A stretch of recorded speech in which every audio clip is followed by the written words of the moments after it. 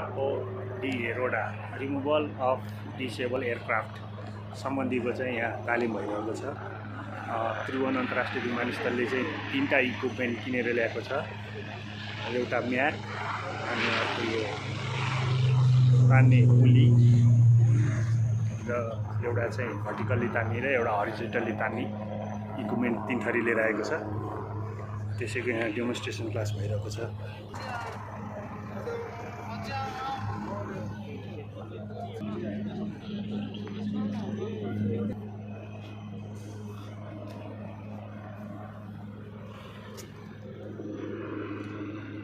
यो चाहिँ lock system हो। यो म्याट हो।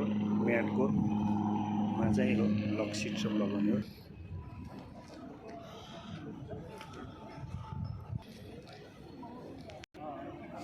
म्याटलाई यसरी प्रयोग गर्ने हो। पिचिनलाई यसरी प्रयोग गर्ने, यसरी तानेर